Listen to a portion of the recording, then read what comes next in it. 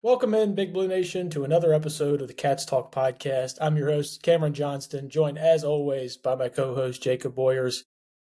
Jake, it has been quite a long time since you and I have gotten together and shared these airwaves. So it's something we had to talk about. Kentucky Football Media Day on Monday. I was a part of it. Obviously, I sent you some of the videos. You got to listen to some of what Stein, Coach Bateman, and Coach Sloan had to say. And man, first thing that comes to my mind is just juice. There's a lot of electricity in the air. Everybody was happy to be there. And biggest takeaway I had, everyone wants to play for Will Stein. Yeah, man. It's nice to be back, Cam. I feel like it's been a year since we've done one of these, but Feels like it's been a long time. I mean, I couldn't catch you. I was like, hey, Jake, we got to do this, this, and this. This guy's yeah, here over we go. here. Here This we guy's go. out here buying new trucks. He's doing all this. He's just upgrading in so many ways, and I can barely keep up. Here we go. No, but I think you're right. I think juice is a great word for it. I mean, just obviously there's so many differences between this time last year, but I remember last year, early August, we're having our podcast, getting ready to talk about the season, and we're like kind of dreading it. And I'm telling myself, well, by the time they kick off, I'll be, ready to go, and I'll be fully bought back in and watching football in the basement, making chili and all that good stuff. But this year, there's none of that needed, man. Will Stein, every time he talks, it's got me ready to run through a brick wall. And you talk about, people wanting to play for him. I want to do my part for him. He's asking people to beer bong before going into the game. Coach, I gotcha. And I mean, he's got me fired up, man. I'm ready to go. And something that I think he's doing really well, it seems like he's connecting with every part of the fan base. Like he's getting the youth involved where he's talking about tailgating and doing beer bongs. He's getting the bringing back the alumni, bringing back some guys that we haven't seen around campus in quite a long time. Potentially throwback games coming with the Power K. I mean, that's something that's been teased as well. It seems like all parts of Kentucky football fandom are kind of culminating together, and Will Stein has been at the center of that. But Jake, you and I, we've talked about this roster and kind of what we expect to a certain extent. We haven't done our full preseason deep dive, but you and I talked about injury concerns that we have for this team. I think those might have just been a little bit reinforced with Coach Stein's comments. He mentioned Nick Anderson was out for some time, Javante Barnes, CJ Baxter, all guys that need to have big roles in this offense and guys that are all coming off of their injury-riddled careers so far. Is that something that alerts your alarm bells a little bit more, or is this something you think they're just using as an abundance of caution since it is only August? Yeah, I mean, I'm sure there's a lot of caution being a month away from the season, and you want to keep those guys, to your point, injury prone passes. I mean, the big one, and I know we've talked about it to an extent already, is CJ Baxter. We've talked about how important it is to have a solid running back, and Will Stein wants to run the football a lot, and I think he's the one that a lot of how successful this offense is going to be this year is how healthy is he. So if you tell me he's barely going to practice until September 5th, but he's going to be ready to go on that first game, then I'm good with it, man. But yeah, he's so important, and in part that's what happens when you get a coach that gets here, after the college football playoffs, and didn't do any high school recruiting and couldn't bring a ton of pieces from his previous job because he wasn't the head coach at that stop. And you kind of get to a situation where you take what you can get in the portal, and I think we all agree he did a really, really good job in this portal class. But part of what you have to gamble on for that first year without having that core to come along with you is you might have to take some guys that were injury prone or coming off a slight down season from their previous stop, and hope that you can get them healthy and get them to bounce back. Yeah, and I will say the previous staff did Stein no favors when it came to the high school recruiting class. They had 11 in the class, some of them being JUCO guys. And you're talking about Stein accepted a job the day before signing day. Not too much you can do in the high school class when you have a day to maybe flip some guys. And even then, they did it with Kenny Darby getting the second highest recruit in the class. When we're looking at this, and I want to talk about the running back room just a little more in depth. talked with CJ Baxter on Monday. He mentioned he's lost some weight, trying to put a little bit less strain on that knee and just on the legs in general. He said he never feels 100%. He says you just don't during while you're playing football, but it's as good as he's felt in some time, and that his goal is just to play all 12 games this season. And he looks ready. Looks can be deceiving. And this is a guy that the potential is immense. You look at it. Obviously, it's been beaten to death. He was the number one running back recruit in his class. I'm just super excited, but also like cautionary in what I think we can get from this running back room, because you look at your two at the top, and they're both guys who have played high level SEC snaps. And even with Jason Patterson, I mean, we've seen him in the last 2 seasons play for Kentucky and be a reliable, steady force. But something that's given me a little bit of pause over the past 3 weeks is now they've fully moved over Martellus Carter from safety to running back. You're searching there, obviously, and then they add 2 JUCO running backs as well over the last 3 weeks. I'm not sure if that's just them needing bodies and knowing that, hey, this is a full SEC slate and you know people are going to get banged up. But it does put a little bit of the caution bells. But I'm right there with you. I'm so excited to see what CJ Baxter can do this year. Yeah, and I think if he's healthy, we're going to be talking about him as one of those special kind of running backs, that's been at this school. I don't expect him to go out there and break like records like guys like Benny Snell and Ray Davis, but I think he will be an extremely good running back and a guy that you'll see that potential NFL potential out of him, right? And talked about a number one running back in his class. Again, it's so hard to talk about here on August 4th because a lot of it is just you're hoping and praying that he's going to be fully healthy along with everybody else. But yeah, I at times it feels like Jordan Patterson has shown a lot of flashes. So I mean that's a guy that I think is a formidable backup. We'll just kind of have to see. It's right now it's just, man, fingers crossed, because I do think he could legitimately be extremely special in this offense, especially. And I think there's a lot of guys that are like that. And a lot of it is, unfortunately, we're in media trying to talk about this. A lot of it is just we're going to have to wait and see with a lot of these guys. Like Nick Anderson, you could tell me there is a future where he has over 800 yards this year and double-digit touchdowns. There's also a picture that you could paint where he's only on the field for 4 games and isn't a huge factor. I talked to him about, following Joe Sloan over from LSU, because I think he would admit last year didn't go to what they expected at LSU, him included, and then obviously guys that we know like Berrien Brown. Nobody in that receiver room really took over like they expected. I mean, he just mentioned his trust in Joe Sloan, having that addition of Will Stein. I mean, he thinks he's going to be a great fit. And I know Stein talked about trying to get him in the portal the first time when he was out in Oregon, trying to get him from Oklahoma. So this is a guy that Stein has obviously been huge on. And I think there's just a lot of wait and see. There really is, because that receiver room too, you're talking about, like DJ Miller showed huge flashes of upside towards the end of last year when we started to finally be able to throw the ball. You have Shane Carr, who put up really good numbers, but it was at Southern Utah. Can he take that jump up to the SEC, or does it take him a little bit of time?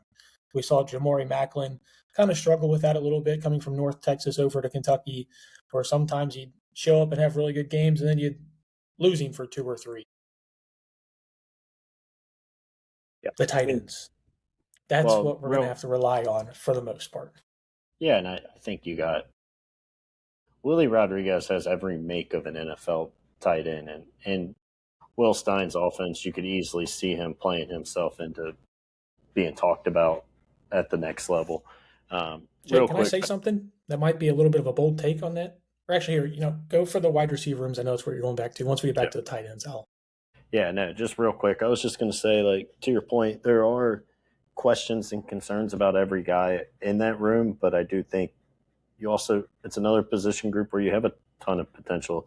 If Nick Anderson obviously stays healthy, that's huge. Hardly Gilmore, man. I mean, if he's got it figured out between the ears, and doesn't have the stuff that's getting him kicked out of other schools and, all that kind of And who stuff. And knows with everything else? yeah, Yeah.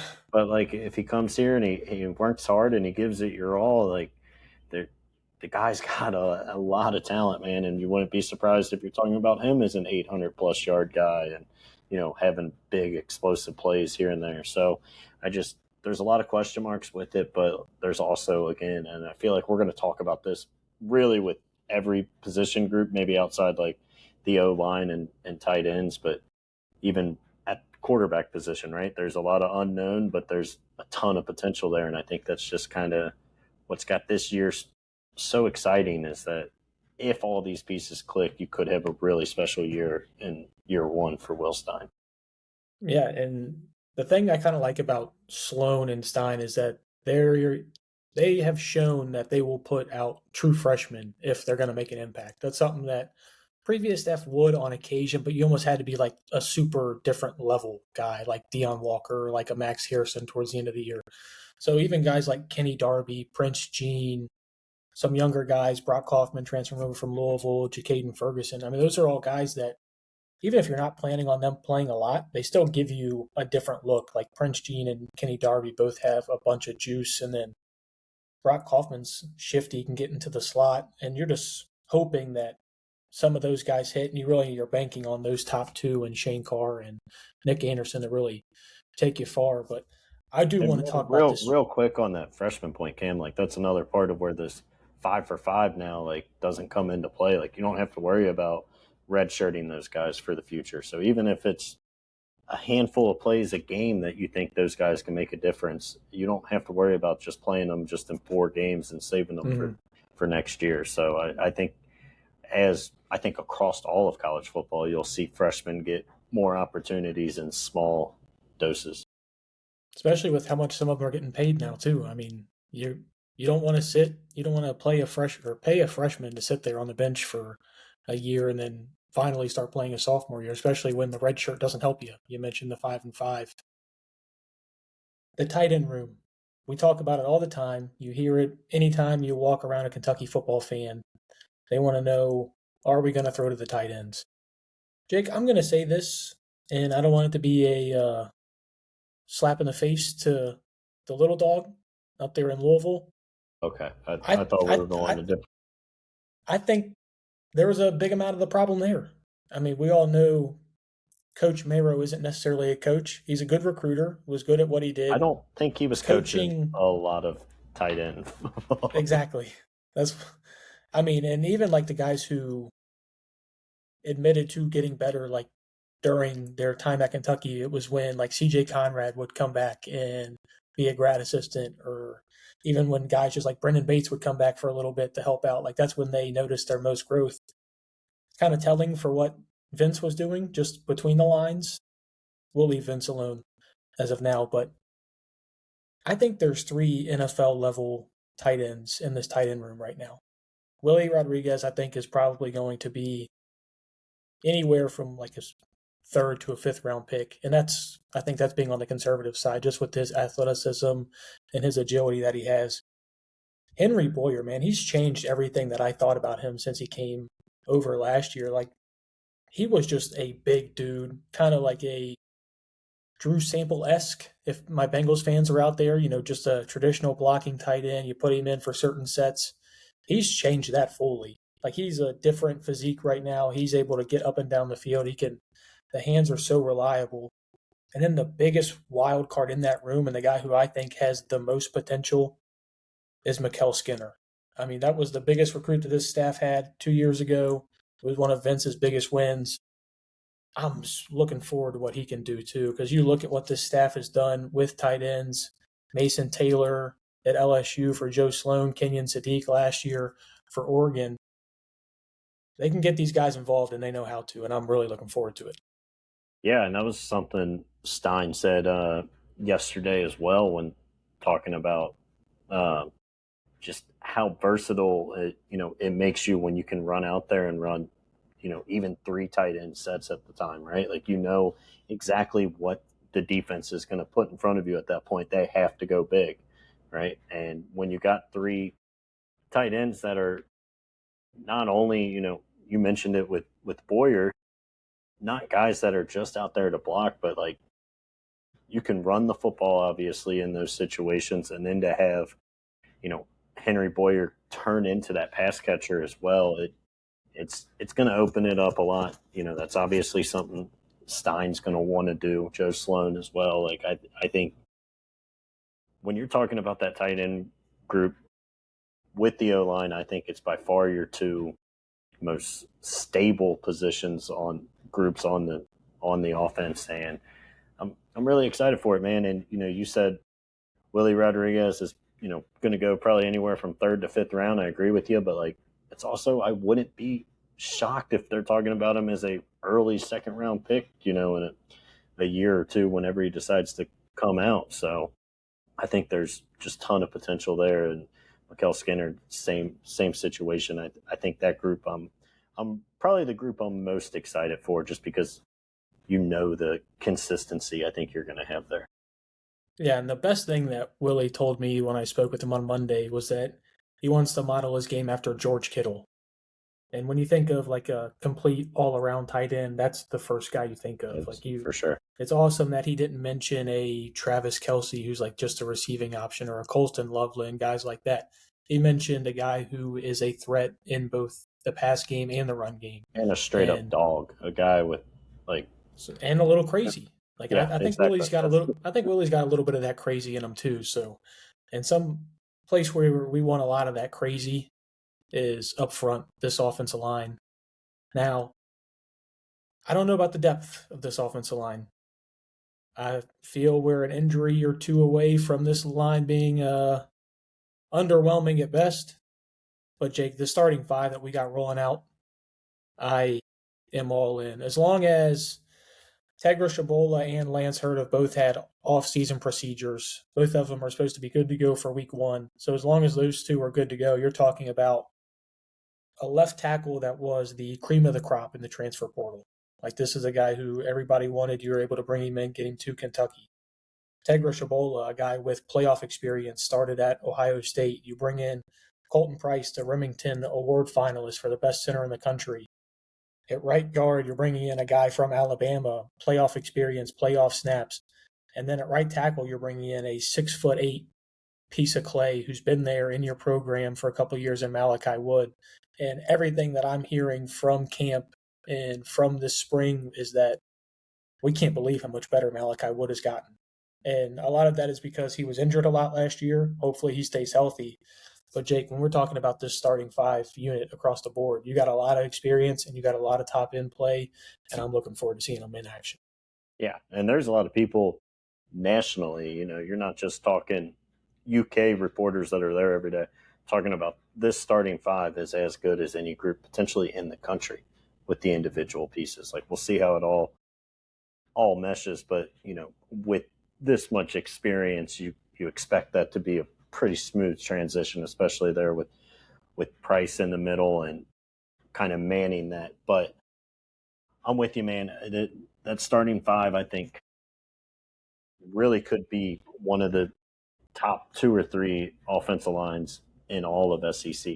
Now, the depth, that's obviously a concern, and that was something that Stein kind of spoke on yesterday is, high school recruiting is where you really build your depth, and he obviously didn't have a chance to really address that, coming in so late. But Jake, they had one offensive lineman out of the high school ranks for this coming up year. Just as a recruiting philosophy in general, I don't know what Mark Stoops was doing, because at no point are you bringing in you had one 11 guy up players. front. You had 11 players. Maybe he was going back to the JUCO ranks, but I mean, so much talent there. I mean, you're talking about multiple guys that are going to make NFL rosters throughout their career, and it gets you excited to think about, those years where our best seasons, you had a good offensive line. Like, you have to have that in the SEC. I don't care who you are. The best teams will always have a good O-line, and, to kind of have back to that, I don't know if you want to call it the big blue wall or whatever, but to say that you got 3, 4, potentially 5 guys that have chances to make NFL rosters is an insane advantage. And, I'm with you about the depth. We'll see, but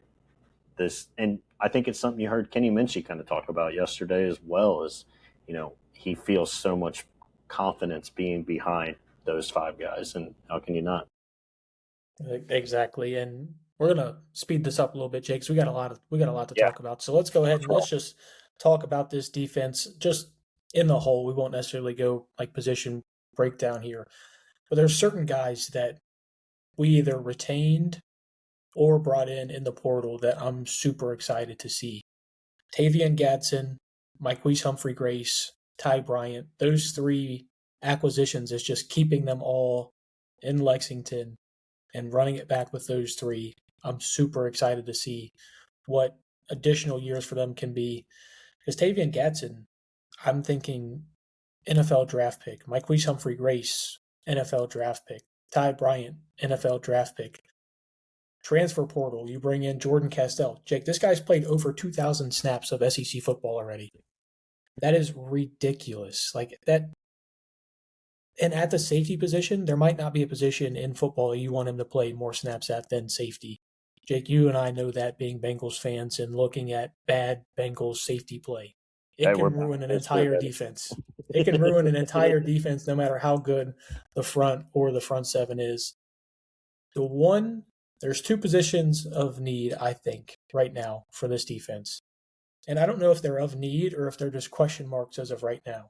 The linebacking unit, you got Grant Godfrey, Tavion Wallace, Bo Barnes, a lot of guys who have been in the SEC, around the SEC, but have never been the guy, have never played, uh, a normal starter amount of snaps.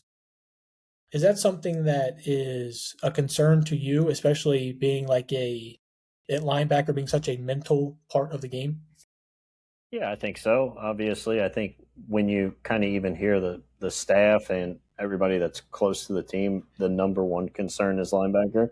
You hinted at it with the 5 for 5. Who knows? Maybe Alex Safari does end up back on campus. I think that would be It'll work for me. obviously.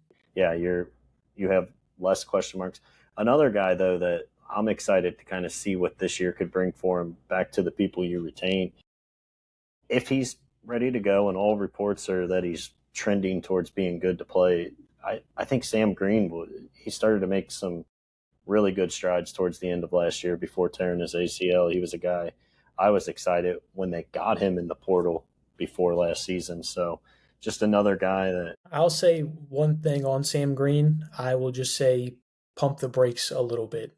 Listening to yeah, I Bateman mean talk, it you might seemed know. like not that they were saying like he's not going to be ready to go by week 3 or week 4 or whatever.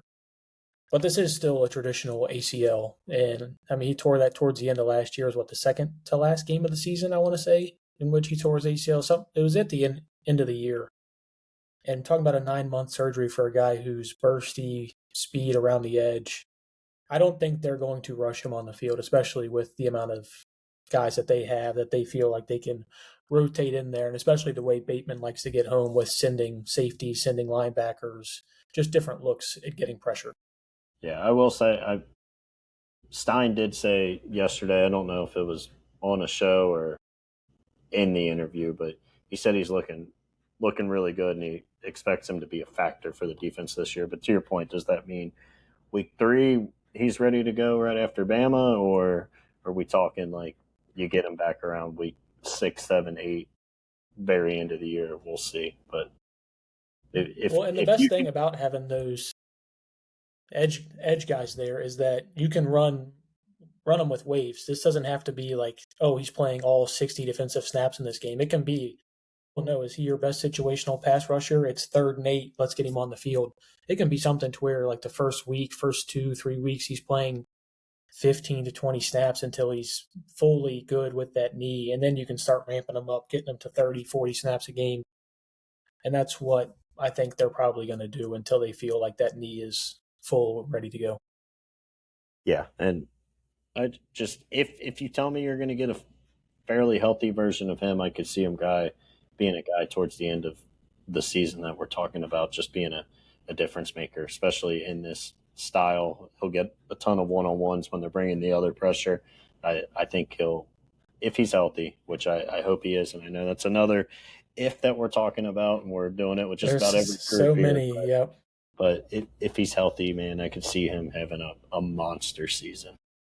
Yeah, and there's one guy that I want to talk about specifically because I don't think he's being talked about enough, and I thought he showed true flashes last season, especially for being a freshman edge in the SEC, and that's Cedric Works, CJ Works. He's got the size, the length, the athleticism, and especially with us bringing in like outside linebackers coaching now instead of just straight Anwar Stewart coaching everybody. Like we actually have guys to coach that position. I'm really interested to see what he can do because I think that could be an X factor for this team because I think he's got, when you look at just traits across the board, he's got NFL style traits. Now, whether he can mature into that with the body build and all of that, that is yet to be seen. But that's somebody I'm looking at to, if you're looking back at this season and say, man, this defense is really good, I think CJ Works is probably going to be a big part of that. Completely agree, man. I get Anybody else on this defense that you're wanting to shout out? Anybody you're expecting a big jump from, or any transfer you think that went under the radar that needs a little bit more shine? I mean, I know you already mentioned him, but I'd say how big it is to have Ty Bryant back, and I think to have that veteran leadership, and even though it's a new regime, right? Like I think it still holds value to have guys that were here in the past, regardless of kind of who the coaches are. So he obviously, I think, had a solid year last year, and I expect him to continue to grow on that and definitely be the leader of your defense. All right. And did you see Jay Bateman's quote from Media Day? Which one? I don't think so. I The heard about blitzing. No, I heard Stein talk about it quite a bit. He said, "Blitzing and man are like salt. It makes everything taste good, but it's going to kill you eventually." Yeah. And I thought that was just one of the best comparisons that I've heard, and especially somebody who likes to watch the diet a little bit. You're cognizant of those sodium levels you intake, so that one hit right at home. Jake, we can't get out of talking about football. We haven't even mentioned the quarterback, and I've mentioned him. I we've but we slightly. haven't His we name was haven't we brought up. haven't we haven't dove in yet. Kenny Minchie. I mean, I just for like Kentucky fans, I think I would probably put him in like the Andre Woodson type quarterback, just when we're talking about archetype, not necessarily the strongest arm, but he's got enough to get it to all areas of the field. Pinpoint accurate, really just cognizant of everything he's doing. So something that we didn't see last year. Last year we saw two guys with really good arm talent but couldn't play football between the ears. Now you've got the football between the ears and a guy who's been sitting there behind his last name's Carr. What's his first name? The quarterback in Notre Dame. Oh, I can't. CJ. C.J. Carr. Yeah, Yep. C.J. Carr, Heisman frontrunner for this season, and you're talking about a guy who he took him to the wire for that job. I'm really looking forward to seeing what Kenny can do, and I'm hoping that it doesn't have to be the Kenny Minchie show. I'm hoping a lot of these receivers and running backs can really step up to help him. Yeah, I mean, the number one thing I'm going to trust Will Stein with is quarterbacks, right? And outside of Joe Sloan too. Yeah, trying to hit a home run with Sam Levitt in the portal early on. I mean, you could tell this was Stein's guy, and at the time Levitt wasn't even committed to LSU. I know all things were trending that way, but I don't think Kentucky was necessarily out of the race at that point. Stein pretty much said, "Hey, I got this kid, and I'm good to lock this one up and not take the chance to miss out here." So I fully trust Will on that. Everything you hear people talk about him, I haven't heard him talk a ton. I'm going to be honest. The first time I kind of heard him was yesterday on KSR, but when everybody talks about, how smart he is. Like, I don't think we're going to be getting some don't lose count Garrett Get your money moments. right. Yeah, like I don't think you're going to have to worry about anything like that. All reports, to your point of how just incredibly accurate he is. I think, again, if you're not asking him to go out there and play hero ball, I think he's going to win you some games, but I think he can keep you in a lot of games where you probably are coming in as a pretty big underdog by not turning the football over and making the right plays and just keeping you alive. And you'll see if down the stretch if he can make a play or two that wins you a big upset. But man, I'm excited for him. To your point, C.J. Carr, Heisman front runner, is going to be an NFL pick. Talked about potential first round, and you're talking about the guy that went head to head with him and nearly won the job. And Marcus Freeman has said nothing but great things about him and how difficult that decision was to go with Carr at the time. And so I can't be anything but excited when it comes to Kenny Minchie without actually seeing somebody play before. Yeah, with only seeing what, maybe like 20 something And snaps. handful of practice throws. Yep. And last thing before we get off of Kentucky football and we start getting into the 5-for-5 Kentucky basketball and make that transition. QB2. I'm putting my hands up right now. I am petrified of the situation. Absolutely scared to death. I don't know what to do because, Jake, we've seen it for how many years in a row? What's the last time that Kentucky has went with their starting quarterback playing all 12 games? Like, did Levis's Levis first do it year. He yeah, did it his Levis' first year. first year. And then before then, I think there was even a Did Devin pretty Leary large ever gap. miss? Did he miss He time? did. Yep. Couldn't Because we had to remember. play Kaya Sharon for a That's game right. there. I couldn't remember if that was the Levis second year or the Leary year. Yeah. But So yeah, I mean, it happens, man. I mean, I'm even petrified of QB2 because you got Ja'Kai Long, Brennan Ward.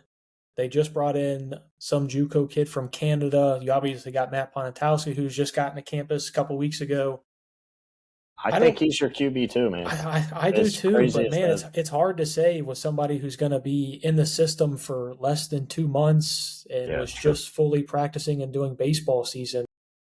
I hope it's Ja'Kai Long or Brennan Ward kind of like taking that step. I mean, those are guys who, I mean, Ja'Kai played at Marshall last year, so he's got a little bit of playing experience. Brennan was at Kentucky last year. If you want to give that a positive or a negative, I don't know, but I'm petrified of QB2. Hopefully, this is we don't ever have to talk about it, but as of right now in the preseason, I thought we had to give it a little bit of time. And your hope too is like if Minchie does miss time, it's maybe just a game, right? A And like, drive. yeah, Yeah. I mean, you can. There's probably a couple teams on the schedule that you can go beat with a QB2, but there's not many, and a lot of them are early in the year. So as you get to that back half, but yeah, I mean, it's not just Kentucky. You look around the SEC, it's everywhere. I mean, Arch has missed games. Just about every quarterback at some point misses at least a game. So, but Yep. And I think by week 3 or 4 we're going to see, if not to start the year, you're going to see Ponatowski be QB2 on the depth chart. I mean, he's definitely got the arm talent. I'm hoping, he hasn't been playing football for too long, so I'm hoping that that's something that Stein and Sloan can get with him in between the years. They just really take off with him in that first couple of weeks of having him on campus. Jake, let's start talking about the 5-for-5. Hasn't officially been passed yet, but it's basically been passed. And guys from the 2022 recruiting class, I think almost all of them, as long as they officially like entered the transfer portal or they can return to their old school in which they had to leave from, can all come back for that 5th year. We mentioned Alex Safari for football. Anybody you're thinking of for football wise, or we strictly in basketball mode? Because I got a lot of targets that I think I'd like to have for this basketball team. Yeah, it's tough, and even with the basketball, again, you don't know, like, are those guys going to be able to enter the portal if they didn't at the Yeah. time? I mean, this was Mm-hmm. something we said when Denzel entered. It was, Yep. I came on and I said, how good of a decision it was, because if this does pass, he can go Yep. through the process and have this all figured out. I mean, what the only senior you probably had last year basketball wise that you would take back is Ortega, and I don't think he's going to give up that. And he signed a contract, so he Yeah. can't. He's So, like, already. Yep. but even if he hadn't, the opportunity that he has in front of him with OKC, like, um, as far as football, man, I really do think it's Alex Safari again, just because that's a position of need. I don't know who we would have had possibly on the O line that you can maybe convince to come back as like a depth piece. If there's, I'm sure there's I mean, Alex somebody in there. Wolfschlager signed like a UDFA deal, so I think he'd be eligible to come back. Think with same thing with Shiaz Pete, but I mean, a lot of those guys right now are in training camp battles, so they're probably trying to find a way onto a practice squad. So, are they really entertaining the idea of coming back to college? And how much money would you have to find in the budget for them? It's something that Stein mentioned in his press conference. Like they're going to turn every stone over to see what's there. So at least you know that they're going to make Yeah, sure they look. yeah. I mean, like you see it. Like Indiana just got one of their best linebackers from a year ago to now say he's coming back. So I think they got a defensive tackle too to come back as well. yeah, So I mean, so, they've already found their guys that they're yeah. already bringing back. It's crazy. If there's, you know, Sig gets it, man. He's going to figure out with the rules who to put on the field. That's going to put him in the best position. But yeah, I think Stein kind of answered it perfect as of now. Of hey, we'll look at it. We don't want to bring people in that aren't going to be eligible, but if there's a guy out there from the team last year that can come back and make us a better football team, then I'm going to explore that avenue. And I don't know, back to basketball, of like which of these guys have actually entered. I would say it is. I don't know if it was intentional or he missed on some people, and that's why you have the extra scholarship. But that extra scholarship that Pope's holding on to, I think, looks extremely important right now. I saw Yeah, they and reached out there's to what's his name one from thing I want to Auburn. say real quick when we're talking about the roster spots. This makes and he's a terrific guy. Talked to him a couple times already this season. This makes what they did by bringing in Zion Hawthorne piss me off that much more. Yeah, That much more. And when you and I talked about it, you didn't really have a problem with it because you're like, man, that's a 13th, 14th guy off the bench. Yeah, but when you can add a guy, even if it's just a reclassify for Ryan Hampton just to get him on campus, like you're occupying a valuable roster spot, one in which could go to, you were about to mention, we zoomed with Keyshawn Hall, we potentially getting like Mark Mitchell, Jackson Kohler, Cade Tyson, like a lot of these guys that are high level Division I players. And now, even if you have, which I'm sure it's Kentucky basketball, I'm sure we can find the money if we know we are getting one of these guys. But now you're limiting it to maybe just one when you potentially could have had two if that that's true. situation Yeah. arose. Again, we'll see. Because I don't remember.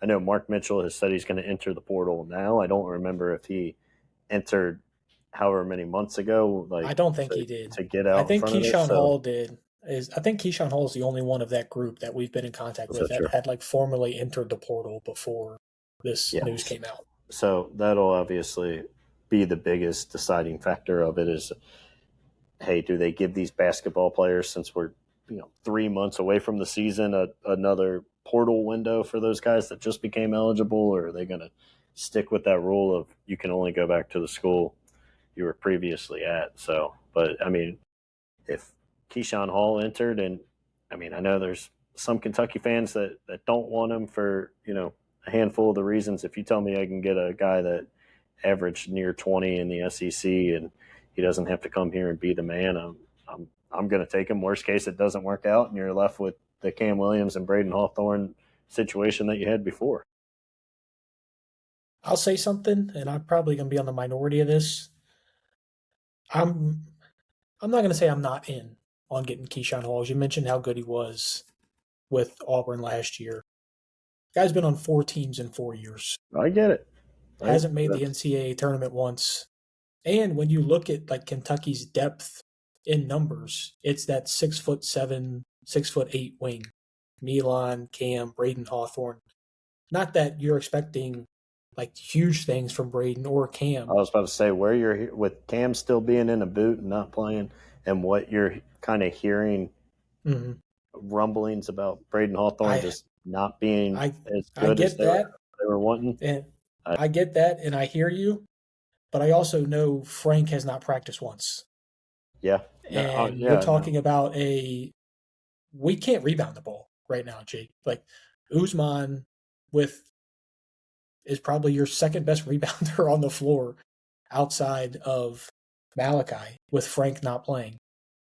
I'm looking at Jackson Kohler from Michigan State, and I'm zeroing in on him. Getting a big man who can stretch the floor but still knows how to use his body in the paint, just honestly like an Andrew Carr type role, something that'll fit that range. Or even if like I don't know who it would be, I'd have to do more look on who's all eligible for this.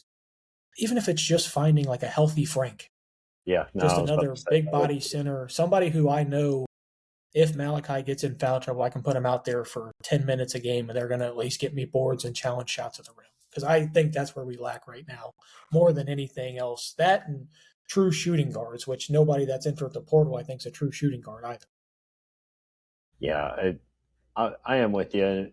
I guess that's back to our conversation about adding the younger Hawthorne. So at the time I was with you, but with the way college sports changes now, I guess you can never be too firm on committing to one thing or another because Mm-hmm. like I do think if, and this is another huge if because he's never been healthy and he's not healthy now. Like if you tell me Frank's going to be healthy, I think he gives you exactly what you need there. Oh, But absolutely. Yeah.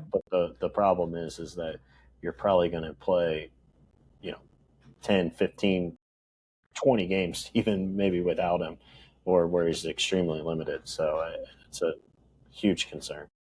And I mean, the fact that they haven't practicing really at all the entire offseason, like, I don't know how they're practicing right now with the amount of guys that they have out and just, McBride was out for a long time being sick. Trent Noah's been out. I almost said Cam Noah. Cam Williams has been out.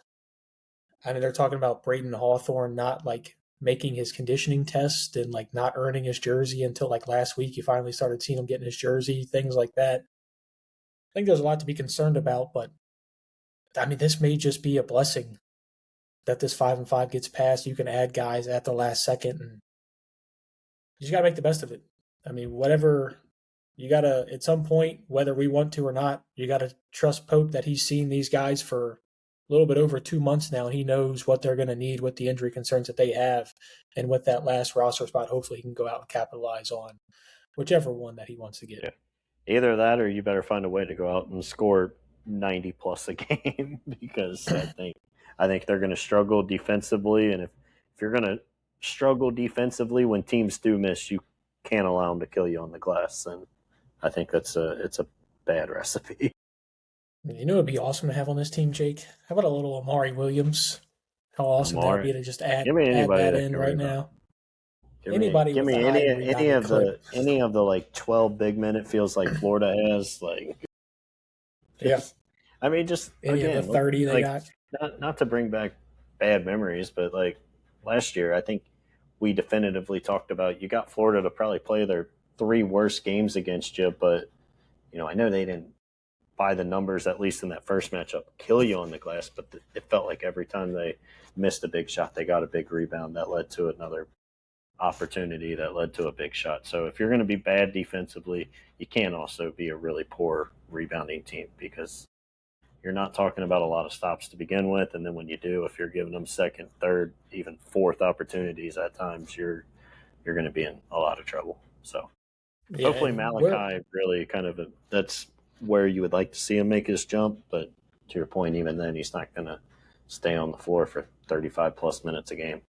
yeah, and the thing that I've heard from the staff is that they have been leaning out Malachi, which I would have thought it would be the opposite. They want to Opposite, make yeah. him like more conditioned this year to play more minutes because they're expecting him to play more minutes, which that's well and good, but unless he's getting more conditioned and adding on like significant muscle mass, which is a hard thing to do at the same time, I'm concerned about him being your primary rebounder too. And when you're talking about like if you're looking at the starting five right now on paper, it's Zoom, Wilkins, Milan, Uzman, and Malachi.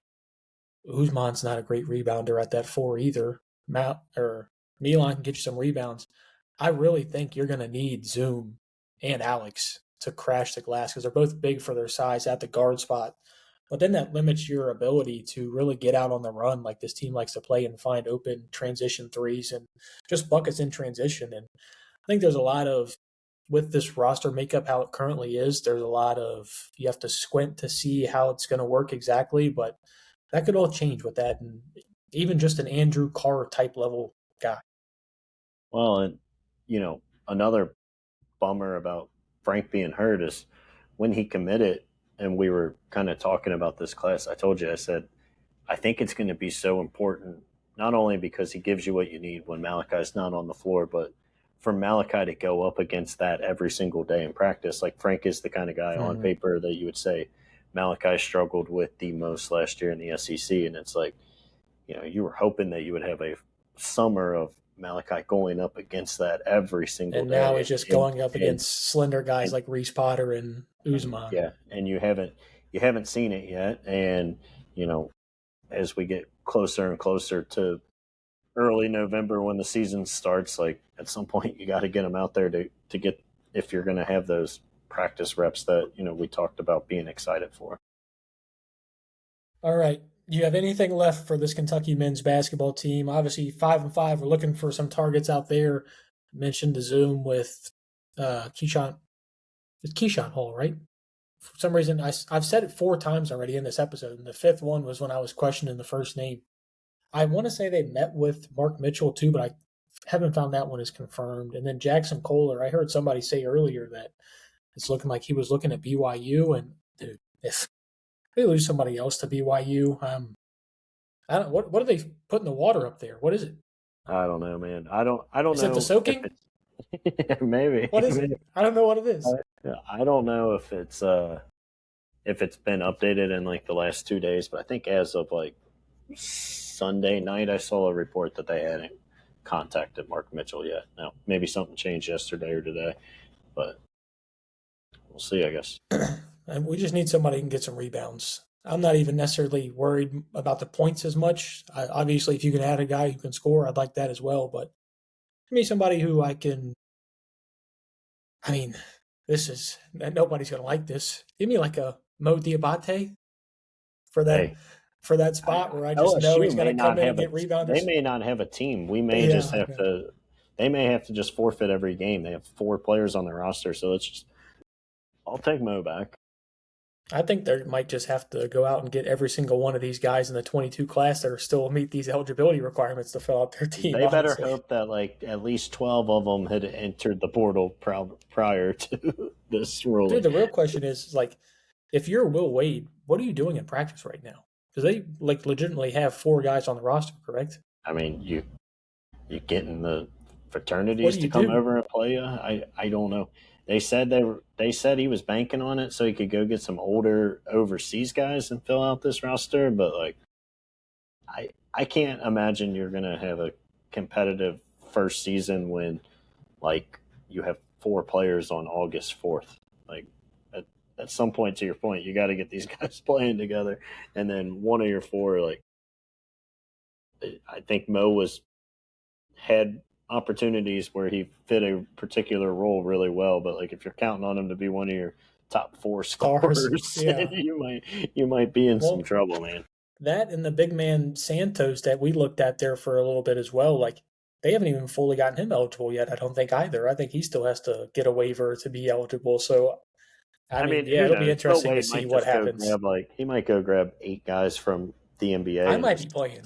He might just tell the NCAA to suck it, come do something about it. It's pretty clear he doesn't care what their rules are. So maybe he'll wait and find 4 guys that, it doesn't look like they're going to make the roster, be on a good 2-way. And he's just going to have a G League team.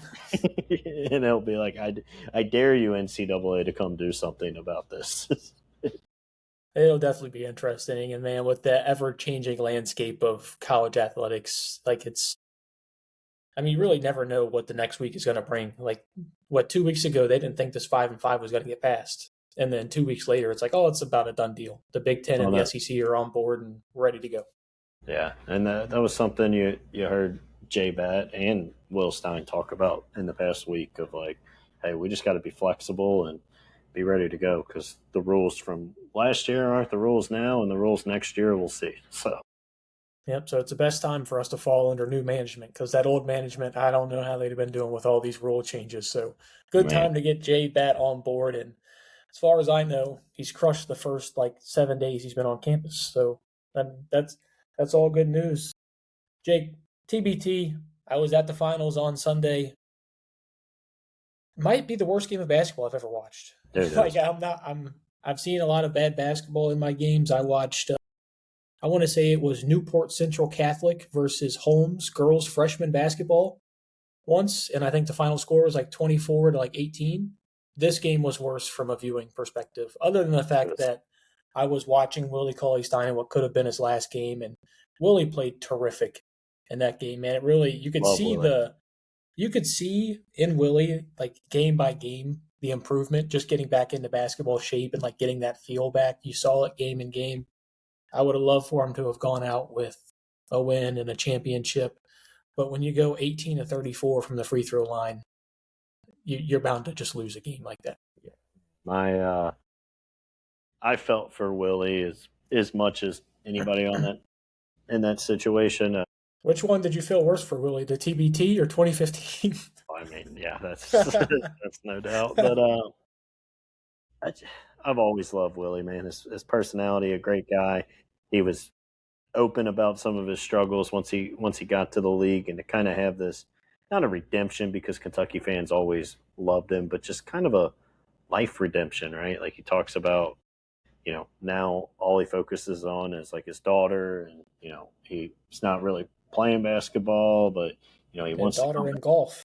Yeah, but he wants to come back and do it here, and then he's pretty much playing against Louisville on one leg and giving it his all. And God, the camera flipped to him the first time when I was watching it with my dad a few weeks ago, and my dad couldn't believe his appearance. I'm like, yeah, I mean, Yeah, and happens to all of us, man. he's an old man now, and I'm like thinking about, Dad, he's only 3 years older than me. Like, let's pump the brakes here a little bit. He's only 32, but yeah, it sucked to see that for Willie. But the game itself, you're right, it was just a dud. There was not really ever any fun times. Honestly, there was like one moment where Archie hit like back-to-back shots, and you're thinking, all right, maybe here they go, and then bad possession after bad possession, and it was done.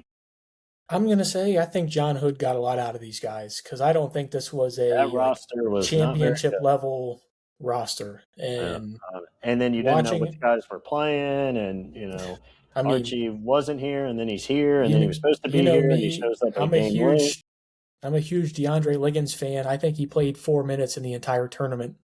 Yeah, so at 38, I can see it, but that's what I'm saying. I'm not blaming him. I'm just at some point like GM20 Beckham. I know we had a bunch of fallouts late with Quad A Green, which let's be real, Jake. Like, just don't invite him again. Don't invite him again. You had one chance to get back in the every single list. I'm not doing the Marcus Lee slander. We're not doing the Marcus Lee slander. I got some behind-the-scenes information on that. Not doing the Marcus Lee slander. Whatever you say. I love him. It's one of my favorite Kentucky players of all time. I will not stand for the Marcus Lee slander. He won us that Michigan game in the Elite Eight. We don't go with there with him. I'm cool not having him invited back next year. Wow. This is in all my years of doing this with you, this is probably the worst take you've ever had. You mentioned we need to find like an Andrew Carr type for the basketball team. You want to hear something crazy about Andrew Carr? I would love an Andrew Carr on next year's TBT team. You want to hear something crazy about Andrew Carr? He was in Lexington on Sunday. Maybe him and there we try to finally win a championship with Oscar. Oscar showed up to almost every game. He just didn't play. So I think he wanted to play, and for whatever reason, it didn't work out. So yeah, he had just, I think, what was it, like Thursday? He had just signed a contract, and he got married the weekend before. So Oscar had a good amount going on, but yeah, La Familia in general, I think they outpunted their coverage. I really do. I think they got a lot more out of this team than they probably should have. There was not a lot of shooting. Outside of probably Sean McNeil, you didn't have a lot of shooting. He wasn't really hitting them either. Yeah, so he wasn't making them. All right, Jake, 5 minutes before we get to an hour here. I just wanted to give 5 minutes. Kentucky women's basketball got to go down to open practice last Tuesday. I want to say one thing. This team can shoot the hell out of the ball. Love it. 1 through 5 can shoot the ball. And the question that I have is just point guard depth and what does that look like? Because when you look at Kenny Brooks' 2 seasons that he's had, Tony Morgan and Georgia A. Moore seasoned veterans who knew how to run offenses. This year, he's brought in a transfer in Diana Collins, who played with Alabama last year, but then he's also got 5-star freshman all-world Madden Greenway. I wonder what that's going to look like. Do you think Kenny Brooks is more, you think he's going to lean into that veteran leadership, at least at the beginning of the year, and maybe kind of ease Madden into it towards we get to like SEC play? Or do you think Madden might just be this generational talent, almost like Georgia Amore, and you just let her go for moment one? I mean, I'm not going to pretend to be too plugged into the high school girls basketball, but I will say everything I've seen from her, she looks like a generational kind of player. And if she is that next Georgia Amore, I don't know how you keep her off the floor and say you want to go veteran leadership. I mean, you see it. It's not as common in women's basketball as it is men's, but like there are just girls that are so talented that they're the ones that go and break every record because they play for 4 straight years, and they start and they light it up every single year. Yeah, it feels like she might be that kind of talent. Yeah, and this team's full of a lot of talent. It'll be interesting to see how they all mold together.